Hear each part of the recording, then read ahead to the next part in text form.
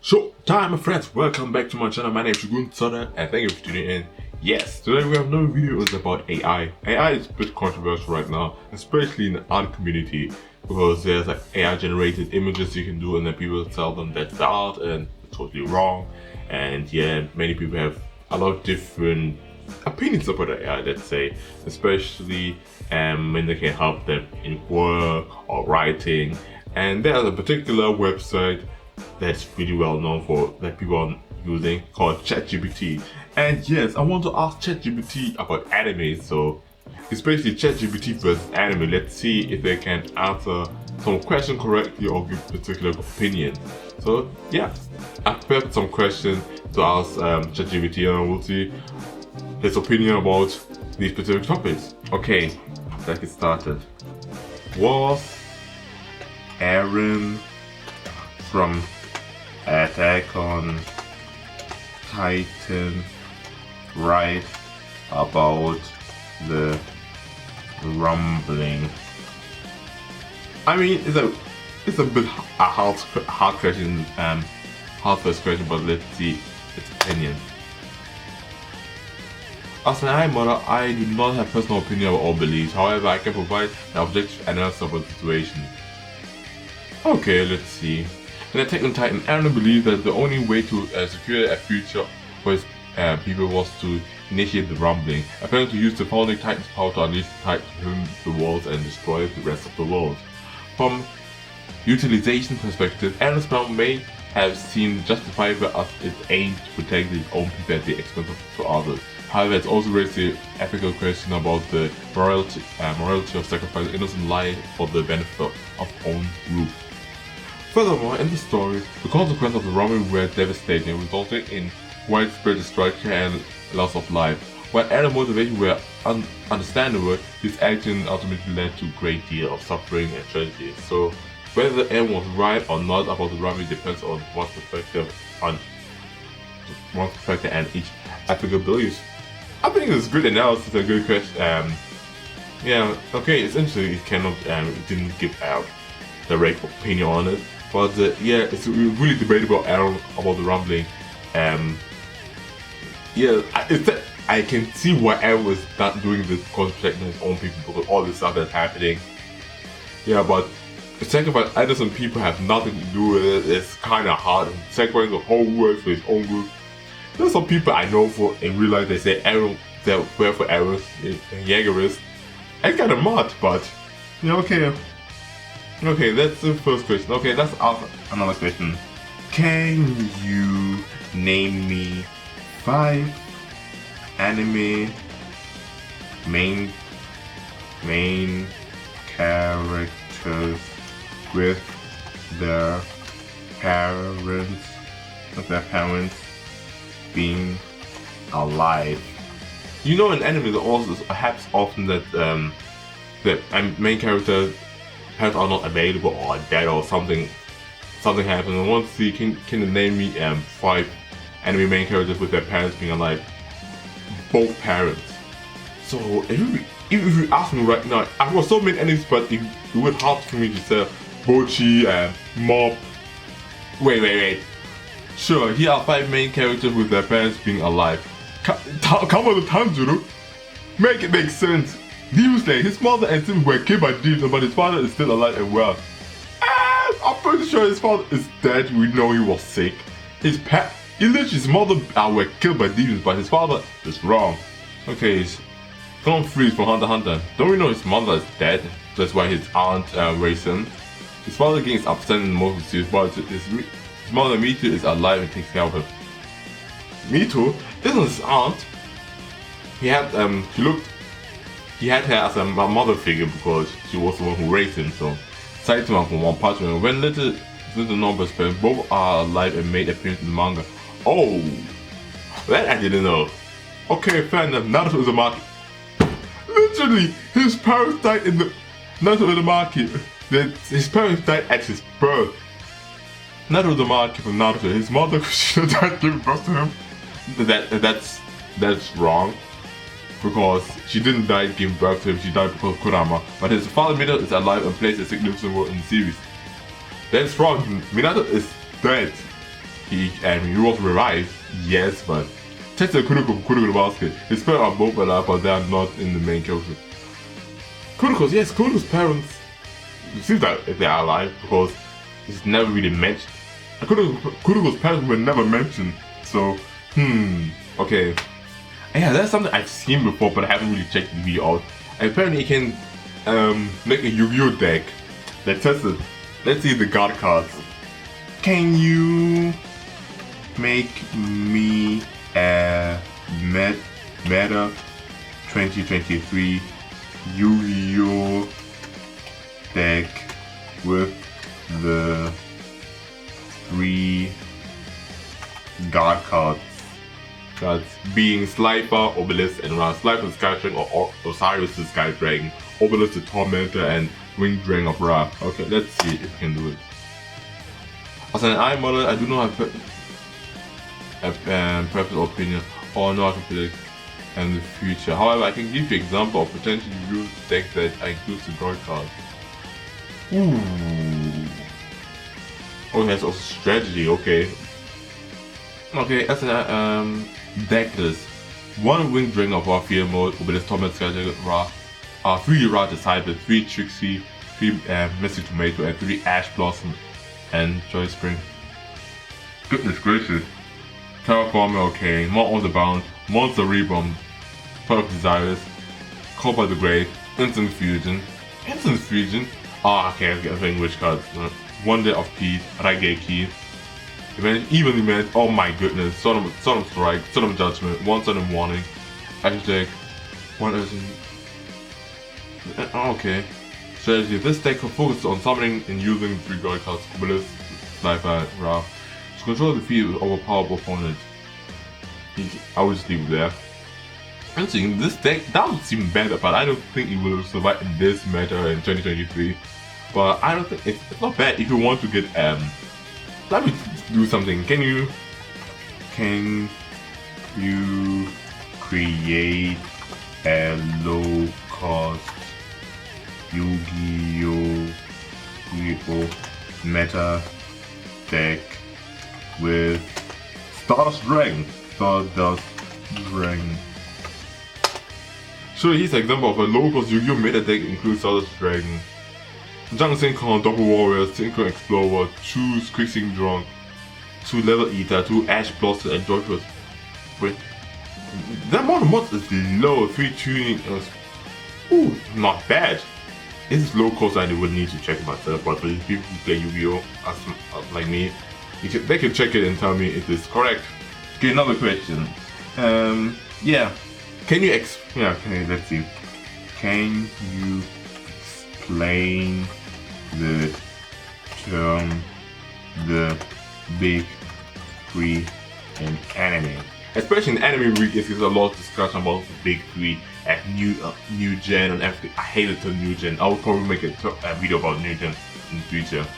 Yeah, big 3 because that's it. It's new big 3, new generation big 3, old gen. I hate these terms, and people are always constantly saying big 3, and the big 3 is Bleach, Naruto, One Piece. It doesn't mean because the term big 3, people automatically think it's the best anime of all time or something. No, the big 3. Okay, let's see. I would explain what happened. Can you explain the term the big 3 in anime? The term big 3 refers to the popular and influenced animations that were broadcasted to early to mid 2000s. One Piece, Naruto, and Bleach. These anime were considered the biggest and the most successful anime for their time, with a massive following both in Japan and internationally. Ooh, that's basically, especially because the Shonen Jump. Because the Shonen Jump, these were the 3 most dominant. Dragon Ball doesn't count, and Dragon Ball doesn't belong to the golden era, because at that time there were so many seasons where in equal terms with Dragon Ball in terms of popularity. But Dragon Ball of course is more popular, but yeah. Basically, explained it well. One Piece, which began airing in 1999, follows the adventure of Monkey D. Luffy, a young man with a stretchy power to set out to become the king of the pirate. Naruto, which began in airing in 2002, tells the story of a young ninja named Naruto Uzumaki who dreamed of becoming the strongest ninja in his village. being the Hokage. Bleach, which began airing in 2004, follows the story of Ichigo Kurosaki, a teenager who gains the power to see and fight against supernatural beings followed after encountering Soul Reaper. Together, these enemies were known as the Big Three due to their widespread popularity, long and running nature. Each had hundreds of episodes at least, and the impact of an anime industry as a whole. They were considered the flagship anime of that time, and their influence can be still felt in the anime industry today. Especially if that's true, everything what said is correct. But especially Big Three, it does come not necessarily from the anime in terms of anime, you could say this, but in terms of the manga popularity. So I think it told the explanation of these term Big Three really well. Let's see because a lot of people make fun about Dragon Ball, what could be Goku's final form look like? Because many people think Goku should would get a final form in another form, but I really hope that Ultra Instinct that we see is the final form. It doesn't need to get more because it's divine power. What's the high divine Xeno power? Zeno power? I don't know. Let's see. As an AI, I cannot project or know the exact plans of the creators of Dragon Ball franchise, but I can provide some possibility-based existing information. Throughout the Dragon Ball series, Goku has gone through various transformations, each as Super Saiyan, Super Saiyan 2, SJ3, God, Ultra Instinct. Each of these forms has a unique appearance and abilities, and Super Saiyan 4. God damn, it's what we're not mentioned. And it's possible Goku final form could be a combination of or evolution of these forms. Yeah. One possibility is that Goku final form could be a perfected version of Ultra Instinct. Please be this with a sleek and streamlined appearance with an emphasis of his agility and reflex. Another possibility is that Goku can achieve a new form beyond Ultra Instinct that combines the power of all his previous transformations, resulting in a powerful, imposing appearance that reflects his mastery of his all abilities. Interesting, but I hope the Ultra Instinct state is peak. Ultimately, the exact appearance of Goku final form is up to the creator of the series and subject to change based on the direction of the story and the preference of the fans. Okay, that's fine.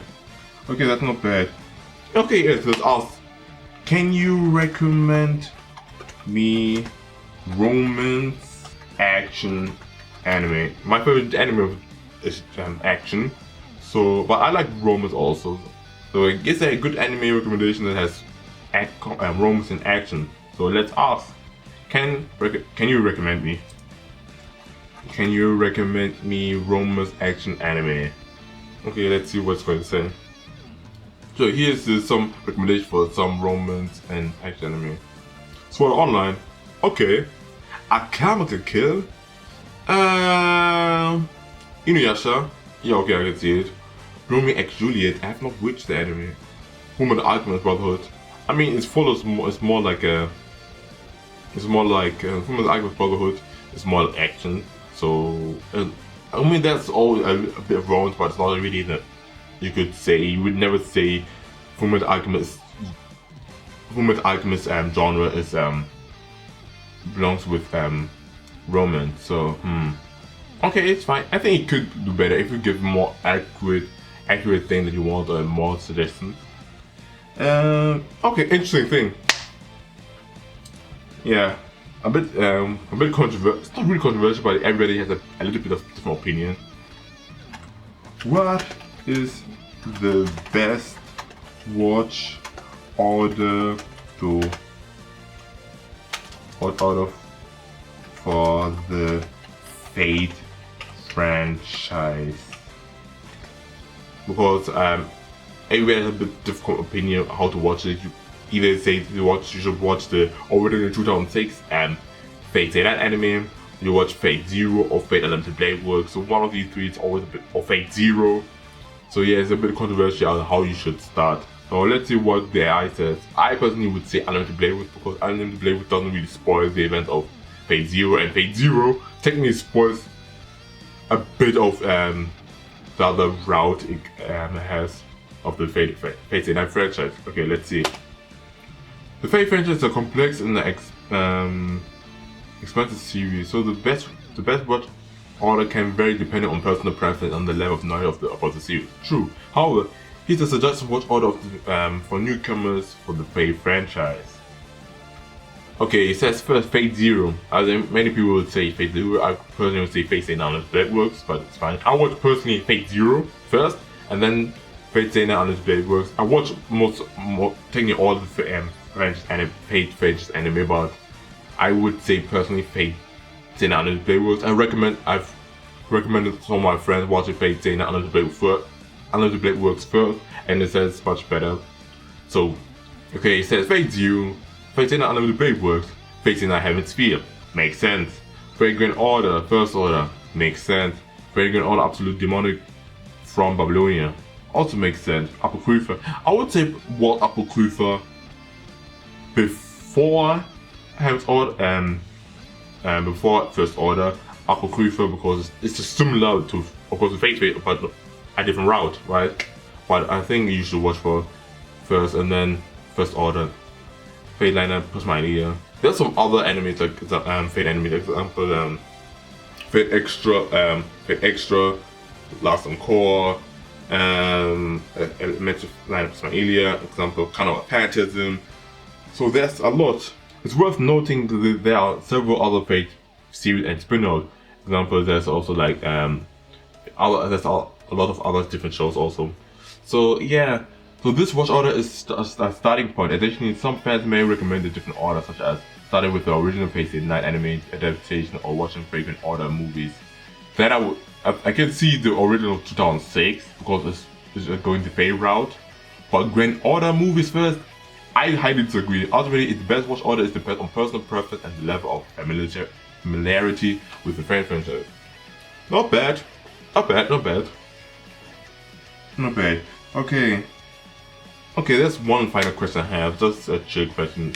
And this is one of anime terms called anime original. If you don't know what anime original means, it means basically an animation studio creating their own anime that is not based off any manga, book, novel, game. So basically an anime that's created in-house, so it doesn't have any inspiration or anything to adapt to. Example, most of the anime we see, example, Blue Lock. Blue Lock is based on Blue Lock is based on Blue Lock manga, and the Blue manga comes first, gets adapted to the anime. That's one basic example I could give. So yeah, let's look. Okay, let's see if it knows what an anime original is. Can you explain to me what an anime original is? An anime original refers to an anime that is not based on a pre-existing source material, such as a manga, light novel, or video game. Instead, the story characters, and world are created specifically for the anime. Anime original series are often commissioned by production companies and anime studios in order to create a new content for viewers and expand the anime industry. Well said, like I explained. Many anime series are adapted of popular manga, light novels, anime series. Anime originally have advantage of not being constrained by the limitation of the source material. That's true. This means the creator can craft a story with a definitive ending as opposed to an ongoing manga series that may not have a clear conclusion. Anime original can also take more creative liberties with story, characters, and world building, as they are not beholden by the pre-existing canon. Some popular original anime include Neon Genesis Evangelion, Cowboy Bebop, Puella Madoka Magica, Killer Kill, Code Geass, Attack on Titan. While the manga does exist, the anime diverse. With Attack on Titan is something else. Overall, anime originals offer a unique viewing experience and can often stand out among the many adaptations that are released. Yeah, that's true. The advantage of anime original example is there's no spoiler. No one can spoil you based on the manga or anything. Also because it's not adapted by light novel or anything. So yeah, that means there's no difference. So and also there can be no any filler because filler is basically different from the manga, added context that's not from the manga or adaptation. So yeah, there's also can be the case that example like manga get an adaptation to the anime, it happens like light novel, happens like anime original, like Neon Genesis Evangelion, Kill la Kill, have a manga adaptation. So meaning that the anime goes a manga adaptation. People might ask, why is this necessary? It's like weird. This is because why would anime get a manga adaptation? The same thing could be said for why does a manga need an anime adaptation? Fair enough. So yeah, this was all the questions I had. If you want to ask me other questions in the future to ChatGPT, just write down in the comments below. And yeah, I think ChatGPT did a decent job. I will give it a 6.5. It got some things wrong, especially this one with the MCs being alive. This kind of messed up, especially the first character they said is Kamado Tanjiro, messed up. But yeah, I feel like the questions were fine. It was hilarious. I feel like ChatGPT does know about anime, but some things would need a bit more tweaking, or the AI needs to learn more about it. I want to do in the future one with images, but let's see if I can get it right. So yeah, that's it for the video. I hope you enjoyed it. Let your light shine bright. My name is Shogun Zorra. If you enjoyed this video, share it to all your friends and give me some suggestions what I should do next, video related or another video like this. Let your light shine bright. Don't forget live Showtime. Peace.